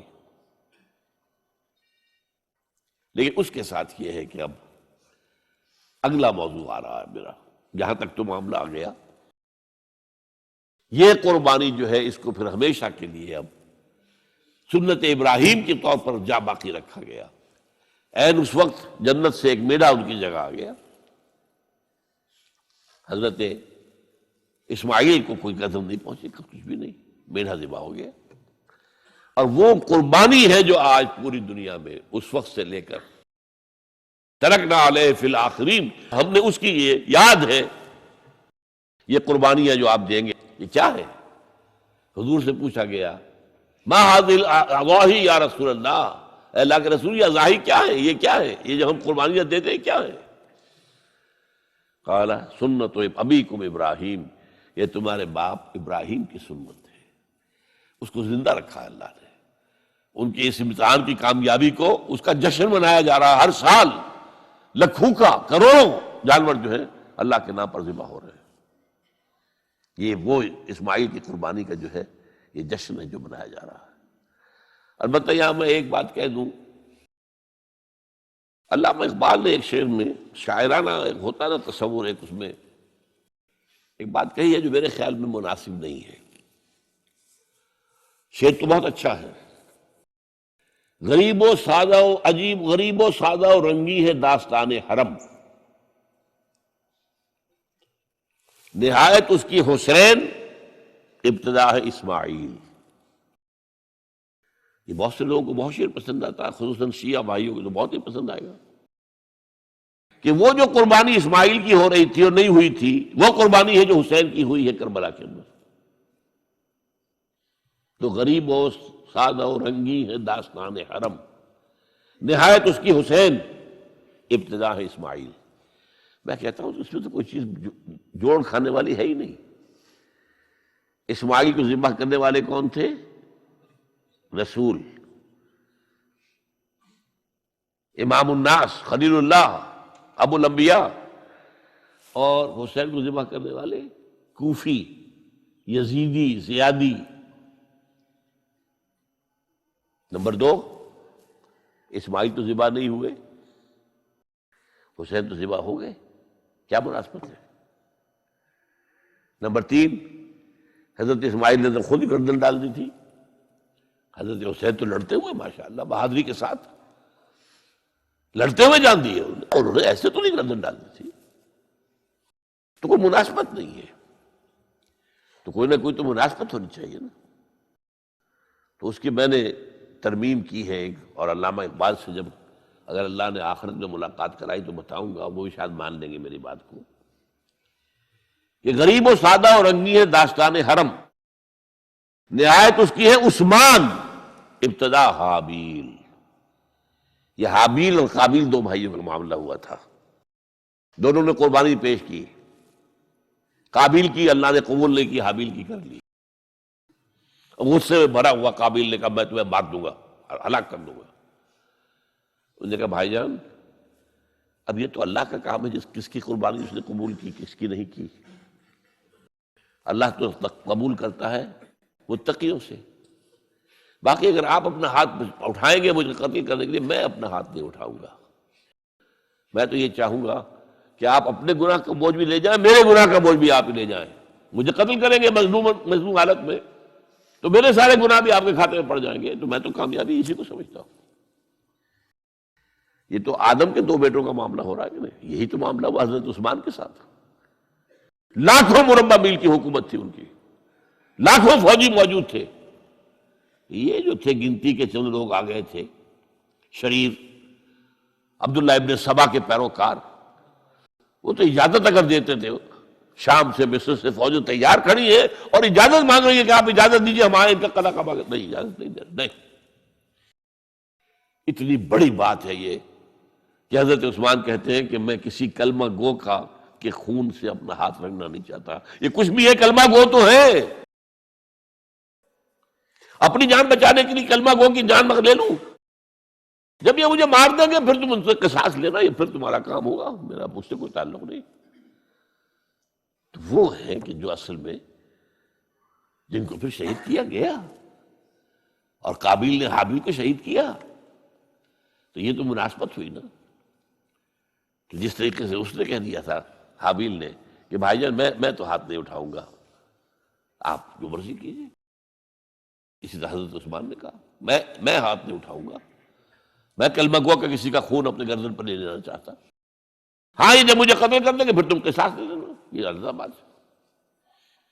تو میں نے اس شعر کو یوں کیا ہے، اب غریب و سادہ و رنگی ہے داستان حرم، پہلا مصرع تو یوں کا تو ہے، نہایت اس کی ہے عثمان ابتدا حابیل۔ حضرت اسماعیل تو ہوئے ہی نہیں، نہ شہید ہوئے نہ ذبح ہوئے، وہ تو ہوئے ہی نہیں، واقع نہیں، وہ تو ایک امتحان تھا جو اللہ نے لیا اور چھری نے کاٹا ہی نہیں۔ اچھا اب آئیے اس بات کی طرف اب حضرت ابراہیم کو اللہ تعالیٰ نے ایک نیا پروجیکٹ دے دیا، ٹاسک، اسائنمنٹ. وہ یہ کہ یہ جو بیت اللہ ہے اس کی تعمیر اصلاً کی تھی حضرت آدم نے علیہ الصلوۃ والسلام. چنانچہ سورہ آل عمران میں فرمایا گیا ان اول بیت وضع للناس للذی بمکہ مبارکا وہدی للعالمین. پہلا گھر جو بنایا گیا لوگوں کے لیے وہ ہے کہ جو مکے میں ہے. لوگوں کے لیے کیا مانی؟ اللہ کی عبادت کے لیے، توحید کے مرکز کے طور پر. ظاہر بات ہے حضرت آدم اللہ کے نبی تھے تو کوئی نہ کوئی نماز کی شکل تو تھی نا ان کے ہاں بھی، ہمارے ہاں بھی ہے. انہوں نے یہ گھر بنایا. اس کے بعد سیلابوں میں اور بہت عرصہ گزرنے کے بعد، کیونکہ اس کے بعد جو زیادہ رہا معاملہ انبیاء کا، نبوت کا، وہ رہا ارض فلسطین سے متعلق رہا. آپ کو معلوم ہے حضرت اسماعیل کے بعد سے لے کر حضور تک کوئی نبی رسول عرب میں تو آیا ہی نہیں. لہذا یہ ہے کہ یہ جو ہے یہ گھر یہ اس کے بعد جو ہے عرصے تک چونکہ پڑا رہا. حضرت آدم کے بعد پھر سیلاب کی وجہ سے بہہ گیا. عمارت اوپر کی رہ گئی، ختم ہو گئی، بہہ گئی، بنیادیں رہ گئی تھی. اس لیے کہ یہ جو حضرات وہاں جاتے ہیں ان کے علم میں ہے کہ اصل میں جو طائف ہے اونچائی پر ہے، پہاڑی مقام ہے، سید افزا مقام ہے. بارش جب ہوتی ہے تو اس کا پانی جو آتا ہے وہ سیل کہلاتا ہے، وہ مکے سے ہو کر گزرتا ہے. جنت المالا کی طرف سے ڈھلوان ہے، پانی یہاں سے گزرتا ہے.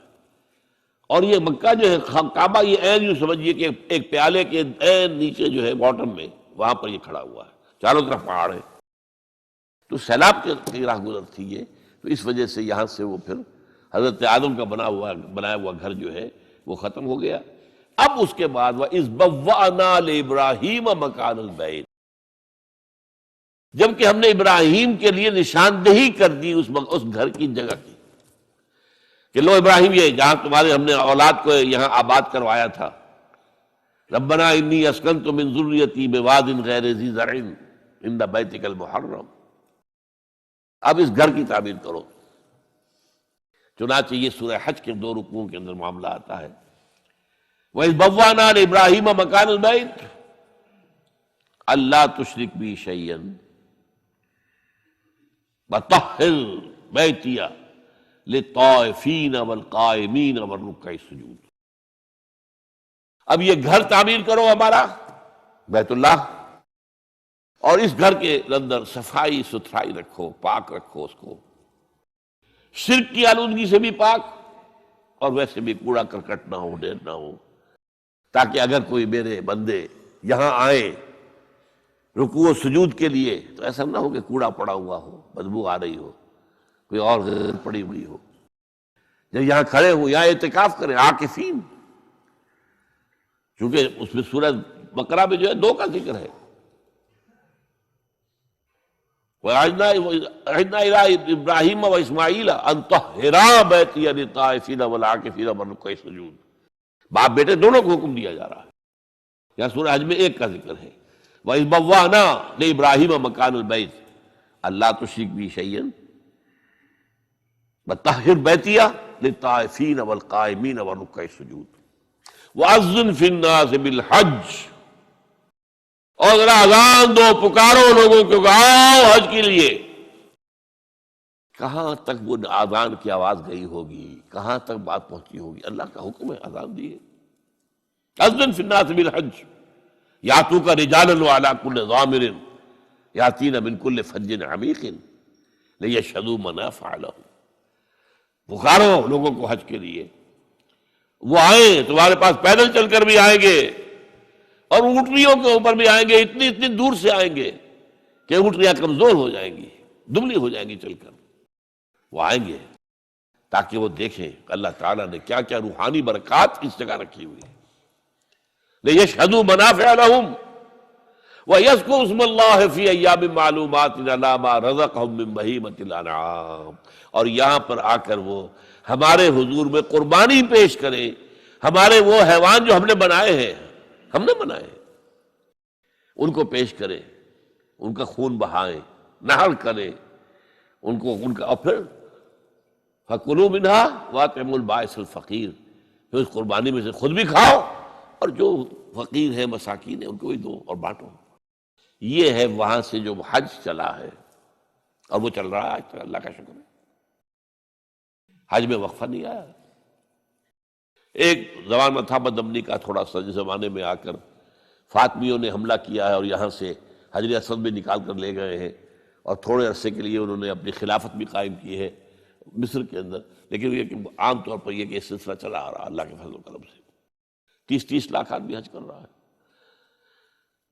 یاتو کا رجالن، اب رجالن تو کوئی بھی نہیں آتا ہوگا، اب تو کاروں میں آتے ہیں، بسوں میں آتے ہیں، بڑے بڑے ٹرکوں میں آتے ہیں، بڑے اور ہوائی جہازوں سے آتے ہیں، لیکن یہ کہ یاتو کا رجالن وعلی کل ضامر یاتین من کل فج عمیق لیشہدوا منافع لہم، یہاں آ کر منفعت نفع کی چیزیں۔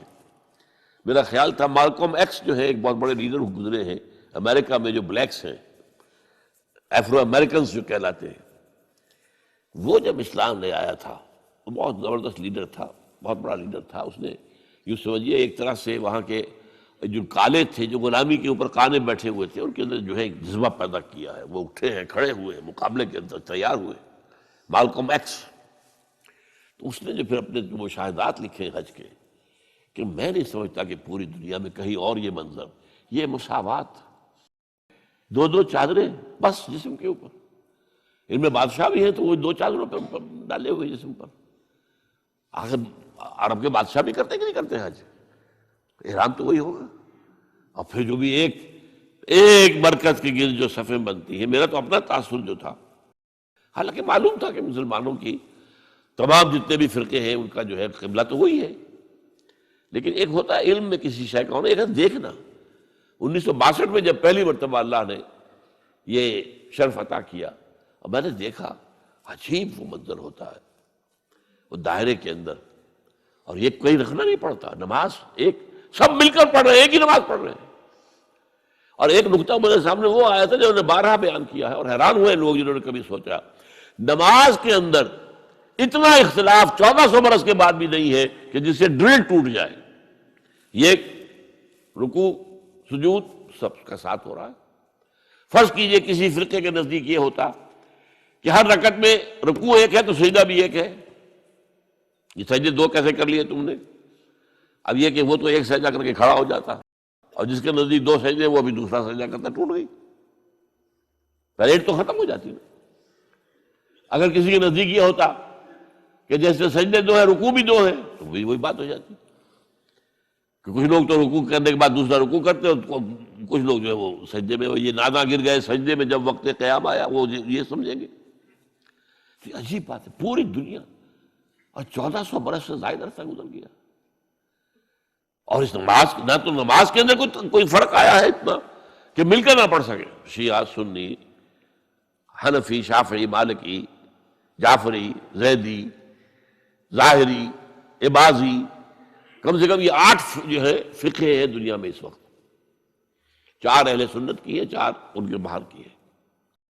جعفری شیعہ عام جو ہے اثنا عشری، زیدی ایک اور شیعہ کی شاخ ہے زیدیہ، ایک عباضیہ ہیں، یہ جو ہے ہوتے تھے جو جن کے کفر کے اوپر جو ہے امت کا اجماع ہو گیا تھا، خارجی۔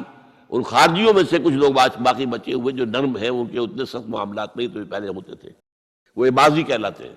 سلطنت عمان جو ہے وہ عباضی سلطنت ہے۔ پھر ایک ابن حزم ظاہری ہوئے ہیں جو کہ اسپین میں ہوئے، بہت بڑے فقیہ، بہت بڑے عالم۔ تو 8 فقہ ہیں، لیکن نماز کے اندر کوئی فرق واقع نہیں ہوتا، ڈرل نہیں ٹوٹتی، پریڈ میں خلل نہیں ہوتا۔ اور پھر یہ کہ وہاں جو دیکھتے ہیں سب کو کھڑے ہوئے، ایک کالے گورے اور زرد روح جتنے بھی ہیں، ساؤتھ ایسٹ ایشیا اور چائنا سے لوگ آ رہے ہوتے ہیں، ان کی رنگتیں اور ہیں، یورپ کے اور ہیں، سرخ و سفید ہیں، سیاہ ہے، سیاہ فام ہے، انتہائی سیاہ بھی ہے، کوئی بیچ کے شیڈز بھی ہیں، سب کی سب پوری نوع انسانی جگہ ہے، ایک مرکز کے گرد جمع۔ کوئی اور انسان کو کوئی روحانی اور افادہ یا استفادہ نہ بھی ملے، تبھی یہ مشاہدہ جو ہے یہ خود اس قدر جو ہے انسان کے اندر ایک جذبہ پیدا کرنے والی شے ہے، اور اسلام کی عظمت، اس کا جو سکہ بیٹھتا دل کے اوپر، دیکھنے والے کے لیے، سوچنے والے کے لیے، وہ اسی کے اندر موجود ہے بہت. بہرحال وَإِذْ بَوَّأْنَا لِإِبْرَاهِيمَ مَكَانَ الْبَيْتِ أَلَّا تُشْرِكْ بِي شَيْئًا وَطَهِّرْ بَيْتِيَ لِلطَّائِفِينَ وَالْقَائِمِينَ وَالرُّكَّعِ السُّجُودِ وَأَذِّنْ فِي النَّاسِ بِالْحَجِّ يَأْتُوكَ رِجَالًا وَعَلَىٰ كُلِّ ضَامِرٍ يَأْتِينَ مِنْ كُلِّ فَجٍّ عَمِيقٍ لِيَشْهَدُوا مَنَافِعَ لَهُمْ وَلِيَذْكُرُوا اسْمَ اللَّهِ عَلَىٰ مَا رَزَقَهُمْ فِي أَيَّامٍ مَّعْلُومَاتٍ عَلَىٰ مَا رَزَقَهُمْ مِن بَهِيمَةِ الْأَنْعَامِ. تو یہ حج کا نظام ہے جس کو کہ پھر اس کی فرضیت کا حکم وہ ہے جو سورہ آل عمران میں آیا ہے. ان اول بیت وضع للناس للذی ببکہ، اس کی میں نے وضاحت کر دی آپ کے سامنے. وہ کیا ہے؟ ہدی و مبارکا للناس، ہدی للناس، اور مبارک ہے لوگوں کے لیے، برکتوں والا ہے. فیہ آیات بینات مقام ابراہیم، اس میں بڑی روشن نشانیاں ہیں. مقام ابراہیم موجود ہے جس پتھر پر کھڑے ہو کر حضرت ابراہیم تعمیر کرتے رہے. آپ کو معلوم ہے جیسے اونچی عمارت بنانے کے لیے، دیوار بنانے کے لیے آپ کو لگانے پڑتے ہیں نا وہ اسکیفولڈنگ، وہاں کون سی اسکیفولڈنگ تھی؟ اتنا اونچا پتھر. تو کہتے ہیں کہ وہ پتھر جس پر کھڑے ہو کر حضرت ابراہیم وہ خود ہی اونچا ہوتا جاتا تھا، اور اس کے اوپر پاؤں کے نشان موجود ہیں حضرت ابراہیم علیہ السلام کی. اب یہ چیزیں پھر صفا و مروہ، جہاں پر کہ وہ حاجرہ وہ اللہ کی بندی بچے کو جب وہ تڑپتے ہوئے دیکھ رہی تھی کہ پینے کے لیے پانی نہیں ہے، کیا کریں، اور غذا تو دور کی بات ہے، پانی نہیں ہے، پیاسا تڑپ رہا ہے. دوڑتی ہوئی چڑھتی تھی صفا پہاڑی کے اوپر. اب تو وہ پہاڑیوں کے نشان رہ گئے نا صرف، باقی درمیان میں سے سارا کا جو ہے وہ بھر گیا، بازار بن گیا. بہترین جو ہے وہاں پر اب جو ہے خوبصورت قسم کے ٹائلوں والے فرش لگے ہوئے ہیں. اب صفا کے اوپر ایک اور منزل اوپر بنا دی گئی ہے، لیکن اس وقت کیا پہاڑیاں تھی، کوئی درخت بھی نہیں، کوئی گھاس بھی نہیں. دوڑ کے ادھر گئی، دیکھا ادھر کوئی انسان کوئی نظر آ جائے اس کو میں آواز دوں وہ پانی لے کے آئے میرے بچے کے لیے. نہیں ہے. دوڑی آئی، پھر نیچے آ کر پھر دوسری پہاڑی پر چڑھ گئی مروہ کے اوپر، وہاں پر جا کے جھانکا کوئی 7 چکر اس اللہ کی بندی نے لگائے. یہ ان کی یاد بنائی جا رہی ہے. ان الصفا والمروۃ من شعائر اللہ فمن حج البیت او اعتمر فلا جناح علیہ ان یطوف بہما ومن تطوع خیرا فإن اللہ شاکر علیم. یہ وہ یاد ہے حضرت ابراہیم کی پوری زندگی کا معاملہ. یہ جو شیطانوں کو پتھر مارے جا رہے ہیں، جب حضرت اسماعیل کو لے کر نکلے ہیں حضرت ابراہیم ذبح کرنے کے لیے، تو شیطان نے 3 جگہ پر آ کر انہیں روکا. کیا کر رہے ہو، کہاں جا رہے ہو، غلط کام کر رہے ہو. اور انہوں نے کنکر ماری اس سے، دفع ہو جاؤ. وہاں پر وہ جو 3 نشان ہیں، وہ جو رمی جمرات ہو، یہ سب کیا ہے؟ حضرت ابراہیم کی ایک وہ کامل زندگی، امتحان والی زندگی جو میں نے آپ کے سامنے رکھا ہے. یہ اس کے مختلف ادوار، اس کے مختلف مواقع، اس کے جو ٹرننگ پوائنٹس ہیں، ان کو اللہ تعالیٰ نے اس میں محفوظ کر دیا قیامت تک کے لیے. تو فرمایا ان اول بیت وضع للناس الذی ببکۃ مبارکا وہدی للعالمین فیہ آیات بینات مقام ابراہیم ومن دخلہ کان آمنا. یہ وہ ہے معجزہ، جو شخص بھی حرم میں داخل ہو جائے اس کے لیے امن ہے. بدترین دور بد امنی کا جو ہوتا تھا عربوں کے اندر، اس میں بھی اگر فرض کیجئے کہ آپ کے والد کو کسی نے قتل کیا تھا اور عرب کے اندر پھر اس کا انتقام لینا جو ہے وہ لازم تھا. وہ ڈھونڈتا پھر رہا ہے آپ کے والد کے قاتل کو، کہیں نہیں مل رہا ہے. اب اسے نظر آ گیا حرم کے اندر وہ ہے، وہاں وہ کچھ نہیں کہے گا، اسے کچھ نہیں کہے گا. یہ امن کی جگہ، دار الامن ہے. وہذا البلد الامین، لا اقسم بہذا البلد. یہ ہذا البلد جو ہے مکہ بلد الامین ہے، تو امن والا. من دخلہ کان آمنا وَلِلَّهِ عَلَى النَّاسِ حِجُّ الْبَيْتِ مَنِ اسْتَطَاعَ إِلَيْهِ سَبِيلًا. اور اللہ کی طرف سے لوگوں پر ایک ذمہ داری ہے، بوجھ ہے کہ وہ اس کے گھر کا حج کرے جو بھی اس کے لیے استطاعت رکھتا ہو سفر کی. اگر اس کے پاس سفر کا خرچہ موجود ہے، اور جو غیر حاضر رہے گا، پچھلے دنوں میں تو 4 مہینے لگتے تھے، اب تو 40 دن عام طور پر ہے. اور جو ہوائی جہازوں سے جاتے ہیں وہ تو 8-10 دن کے اندر حج کر کے واپس بھی آ جاتے ہیں. لیکن یہ ہے کہ پہلے جاتے تھے، اور پہلے تو یہ ہوتا تھا کہ جو چلا گیا سمجھیے اس کا واپس آ جانا جو ہے وہ ایک نئی زندگی ہے، کیونکہ بد امنی ہوتی تھی وہاں پر جو ہے، جب تک یہ سعودی حکومت نہیں بنی تھی تو وہاں بد امنی تھی، حاجیوں کے قافلے لوٹ لیے جاتے تھے، حاجی قتل ہو جاتے تھے۔ انہوں نے آ کر کم سے کم یہ کیا کہ امن و امان قائم کیا، اسلامی سزائیں رائج کی۔ جس بستی کے پاس قتل ہوا ہے، اگر وہاں کے لوگوں کو سب کو جمع کر لیتے تھے، سارے بڑے چودھری لوگ، یا تو تم تلاش کر کے بتا دو کون قاتل ہے ورنہ تم سب کو قتل کر دیا جائے گا، تو وہ قاتل حاضر کر دیتے تھے۔ اب کون قتل کرے گا؟ اب یہ اس طریقے اسلامی سزاؤں کا معاملہ تو یہ ہے۔ تو اس حوالے سے اب وہاں پر امن ہے، بالکل کوئی چوری چکاری بھی نہیں۔ البتہ ہمارے اب بہت سے لوگ جو وہاں پر ورکرز، مزدوروں کی حیثیت سے آ کر رہ گئے ہیں، وہ کرتے ہیں کام، غلط کام کرتے ہیں، ورنہ وہاں نہ چوری تھی نہ کچھ نہیں تھا، کچھ نہیں تھا، بالکل نہیں تھا۔ سن 62 کے تک کا دور میں دیکھ کر آیا، کچھ نہیں تھا۔ بلکہ ہمارے جو معلم تھے انہوں نے ایک خاص وقت میں کہا کہ بھائی اب ذرا خیال کر لینا، اپنے بٹوے وغیرہ سنبھال کے رکھنا، اب یمنی آ گئے ہیں، فیہ حرامی، وہ اس میں چور کو حرامی کہتے ہیں، یعنی حرام خور، تو فیہ عقیل عطاس ان کا نام تھا، فیہ حرامی، ان کے یمنیوں کے اندر چور ہیں، تو ذرا اب خیال رکھنا اپنی جیبوں کا، اس سے پہلے جب تک وہ اب یمنی نہیں آیا کوئی یہ جو حج ہے، اب اس کے بارے میں میں چند منٹ رہ گئے ہیں، اس کی خاص بات آپ نوٹ کیجئے۔ دیکھیے اسلام کے 5 ارکان ہیں جو ہم نے پڑھے حدیث کے دوران۔ ایک کا تعلق عقیدے سے، کلمہ شہادت، 4 عبادات ہیں، نماز، روزہ، حج اور زکوٰۃ۔ ان میں ایک فرق یہ ہے کہ 2 عبادتیں وہ ہیں کہ جو ہر مسلمان پر فرض ہیں، پیسے والا ہو، بھوکا ہو، خلاش ہو، نماز تو پڑھنی ہے، روزہ تو رکھنا ہی رکھنا ہے۔ البتہ 2 وہ ہیں جو صاحب ثروت لوگ، اگر آپ صاحب نصاب ہیں تو زکوٰۃ دیں گے، ورنہ تو نہیں۔ اور یہ کہ حج بھی آپ کریں گے اگر آپ کے اندر استطاعت ہے کہ آپ اپنی غیر حاضری کے وقت کے لیے بھی اپنے گھر والوں کے پاس چھوڑ کر جائیں، ان کے لیے، نان نفقے کے لیے، تب وہ فرض ہوگا، ورنہ فرض نہیں۔ اچھا، ایک اعتبار سے کیا ہے کہ نماز اور زکوٰۃ کا تو بے پناہ ذکر ہے، بار بار ہے، بار بار ہے، بار بار ہے، بار بار ہے۔ حج کا صرف 3 مقامات پر ذکر ہے، 2 رکوع ہے سورہ حج کے، 2 رکوع ہے سورہ بقرہ کے، اور 3-4 آیتیں جو ہیں جو ابھی میں نے آپ کو پڑھ کر سنائی ہیں، یہ سورہ آل عمران کی۔ اور جو صوم ہے اس کا تو پورا کا پورا ذکر ایک رکوع میں، وہ پچھلے دنوں ہم تفصیل کے ساتھ اس کا مطالعہ کر چکے ہیں، 6 آیات اور سارا اس کے اندر معاملہ آ گیا۔ ان 2 کے ساتھ 2 عیدیں جوڑ دی گئی، ان دونوں کی جو ایک طرح سے حیثیت کچھ نماز اور زکوٰۃ کے مقابلے میں کچھ کم پڑتی نظر آئی، تو ہماری 2 عیدیں، عید الفطر رمضان کے ساتھ اور عید الاضحیٰ حج کے ساتھ۔ اور اس میں خاص بات نوٹ کیجئے، حج وہ عبادت ہے جو ایک مقام پر ہوتا ہے، ساری دنیا میں تو نہیں ہو سکتا، وہاں تو ساری دنیا سے لوگ چل کر آئیں گے تو حج کریں گے، وہاں آنا پڑے گا، وہاں لیشہدوا منافع لہم، آئے پیدل آئے، اونٹنیوں پر آئے، جہازوں پر آئے، جیسے بھی آئے، جہاں آئے۔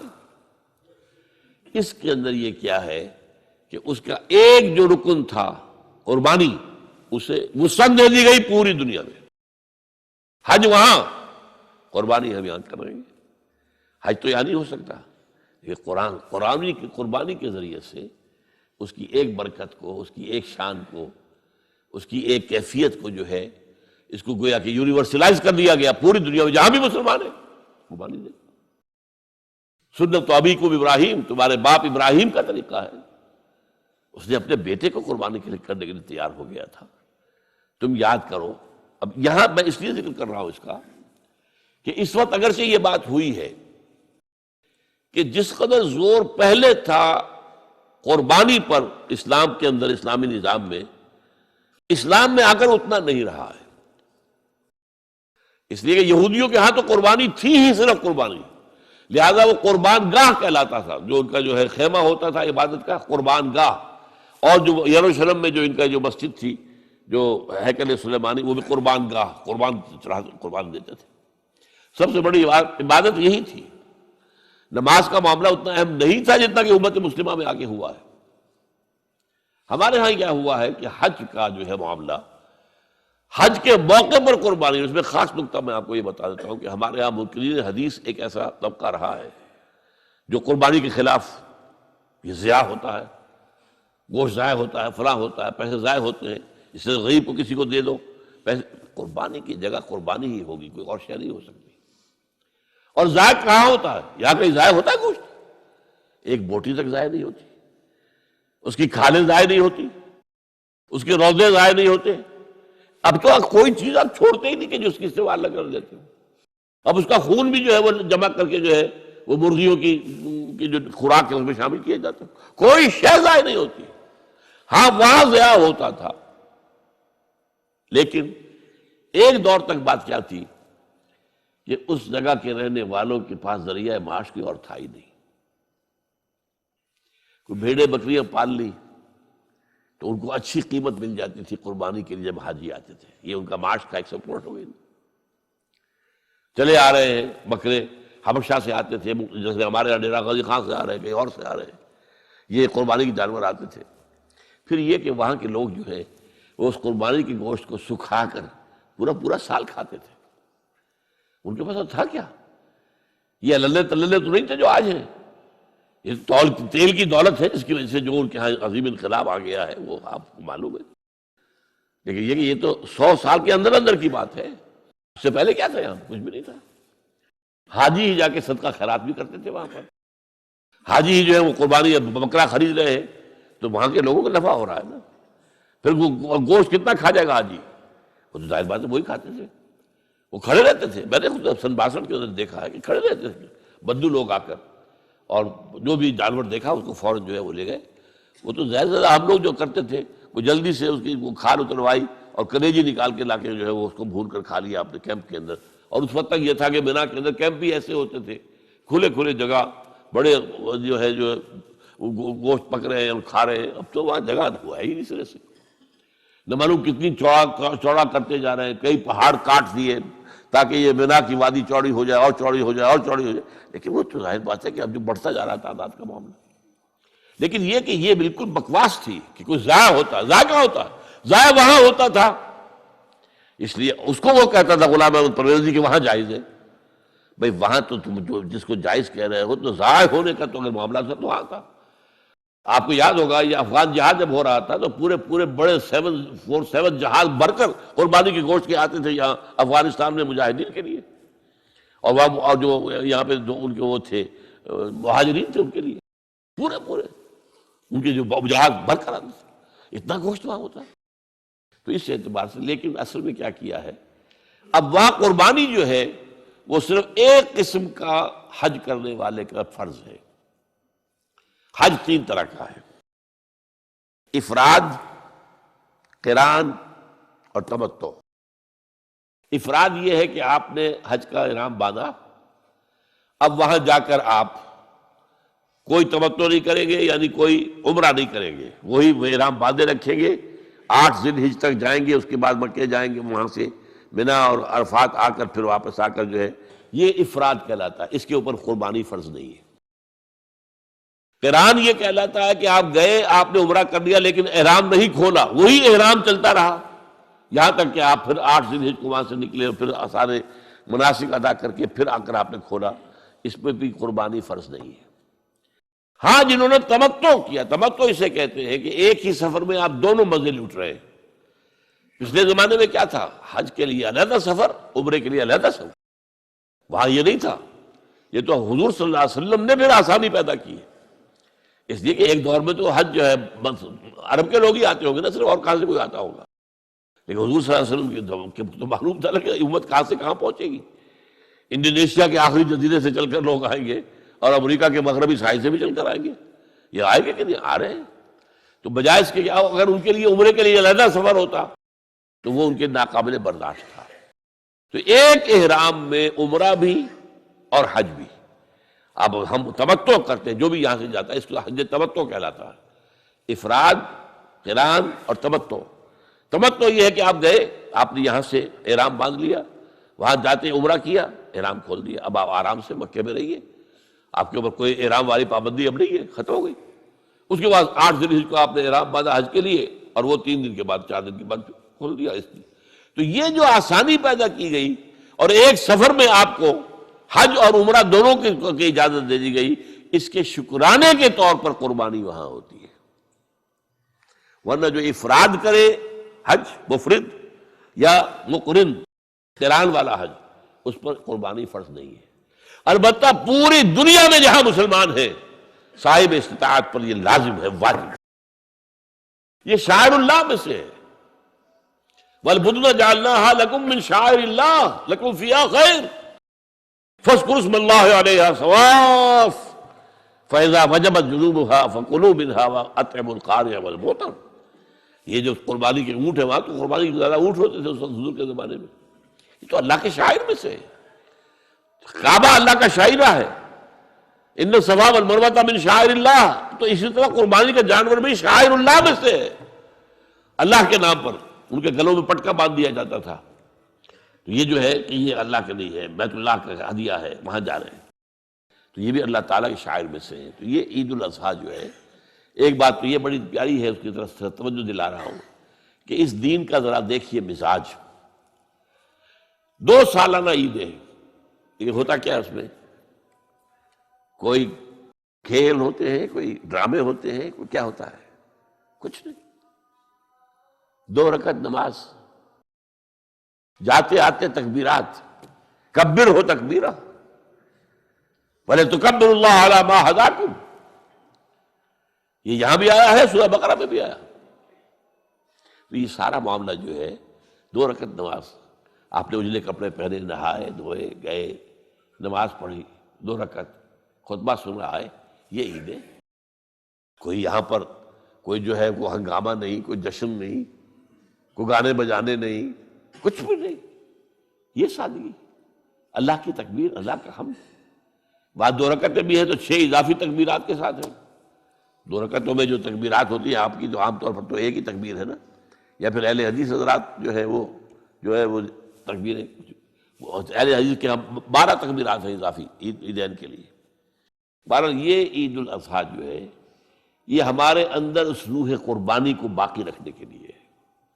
ہوا کیا ہے اس 1400 سال میں بدقسمتی سے، ایک طرف تو شکر ادا کیجئے کہ کم سے کم دین کا ڈھانچہ برقرار ہے، حج ہو رہا ہے، 30 لاکھ آدمی حج کر رہے ہیں، عمرہ ہو رہا ہے، لاکھوں آدمی عمرہ کر رہے ہیں، یہاں ہمارے ہاں 25,000 کا شہر اعتکاف آباد ہو جاتا ہے۔ چلیے، اسلام کا ڈھانچہ تو کچھ نہ کچھ ہے نا، روح نہیں ہے۔ نماز و روزہ و قربانی و حج یہ سب باقی ہے، تو باقی نہیں ہے۔ عقل و دل و نگاہ کا مرشد اولی ہے عشق، عشق نہ ہو تو شرع و دین متقدر تصورات۔ یہ روح جو ہے اللہ کی محبت، اللہ کے ساتھ وفاداری ہے، اللہ کے لیے ہر شے قربان کرنے کو تیار ہونا۔ ان صلاتی و نسکی و محیای و مماتی للہ رب العالمین۔ جب تک یہ روح نہیں ہوگی، اسی لیے فرمایا سورہ حج میں لن ینال اللہ لحومها ولا دماؤها ولکن ینالہ التقوی منکم۔ دیکھو تم اونٹ اگر ذبح کرتے ہو یا بکرا یا کوئی اور چیز، بیل گائے، اللہ تک ان کا نہ گوشت پہنچتا ہے نہ خون۔ لن ینال اللہ لحومها ولا دماؤها وَلَكِنْ يَنَالُهُ التَّقْوَى مِنْكُمْ۔ ہاں، اگر تقویٰ تمہارے اندر ہے وہ اللہ تک پہنچ جاتا ہے۔ وہ روح تقویٰ وہ ہے نہیں۔ ایسا بھی ہوگا کوئی بہت بڑے سیٹ ہوں گے، وہ کوئی 50,000 کا میڑا خرید کر اور پھر اس نے جو ہے وہ اس کو مہندی لگا رکھی ہے اور رنگ لگا رکھے ہیں اور ریشمی چادریں ڈالی ہوئی ہیں اور لے کر پھر دکھا رہے ہیں کہ اس شان کی قربانی ہم دیں گے۔ یہ تو سب دکھاوا ہے۔ اگر وہ اس میں وہ روح نہیں ہے تو کچھ نہیں ہے، دینے کی اس کی کوئی قدر و قیمت ہی نہیں۔ تو اللہ تعالی ہمیں ان عبادات کے اندر اصل روح جو ہے وہ پیدا کرنے کی توفیق عطا فرمائے، اور اللہ تعالیٰ جن کو بھی حج کی توفیق دے ان کو بھی جو حج مبرور ہو۔ اس لیے کہ کہا گیا ہے یہ کہ چند افعال ایسے ہیں کہ جن سے گزشتہ زندگی کے سارے گناہ معاف ہو جاتے ہیں۔ ایک کیا ہے؟ ایک شخص کفر سے اسلام میں آئے، اب ظاہر بات ہے اسلام لانے سے پہلے کہ اس کی زندگی جو ہے کفر کی، شرک کی جو بھی تھی معاف ہو گئی، بات صاف ہو گئی۔ نمبر 2، حج مبرور، وہ حج جو اللہ کے یہاں قبول ہو جائے۔ لیکن وہ حج کون سا ہوگا؟ حلال کی کمائی سے کیا گیا۔ اس میں ساری شرائط ملحوظ رکھی گئی. فلا رفث ولا فسوق ولا جدال فی الحج، نہ لڑائی جھگڑا ہو نہ کوئی اور ہو. آپس میں جھگڑتے ہیں وہاں پر. ٹیکسی کی ہے 5 آدمیوں نے، اب آپ کو معلوم ہے کہ پچھلی سیٹ پر 3 میں جو درمیان میں بیٹھا ہوا ہے وہ تو ایسے جیسے کہ اونٹ کے کوہان پر بیٹھا ہوا ہے، تو وہ لڑتے ہیں کہ اب مجھے باری دو. یہ ساری چیزیں جو ہے یہ اگر وہ روح تقویٰ ہے تو پھر نہیں ہوتی. آپ اپنے بھائی کو اپنے اوپر ترجیح دیجیے اور اس میں اپنے ایثار کیجیے، آپ اپنے لیے اللہ تعالیٰ کے ہاں اجر و ثواب زیادہ بنا لیں گے. تو اس حوالے سے حج کو کہا گیا حج مبرور، کہ کوئی شخص جو ہے اگر حج ایسا کر لے، ایسا پاک و صاف، تو وہ پھر ایسے ہو کر آتا ہے کہ جیسے کہ اس نے ابھی وہ اس کی ولادت ہوئی ہے، اس کا پچھلا پوری زندگی کا حساب کتاب صاف ہو جاتا ہے. لیکن اگر وہ کمائی کی جو ہے حلال کی نہیں ہے تو اس کے لیے بھی حدیث سن لیجیے.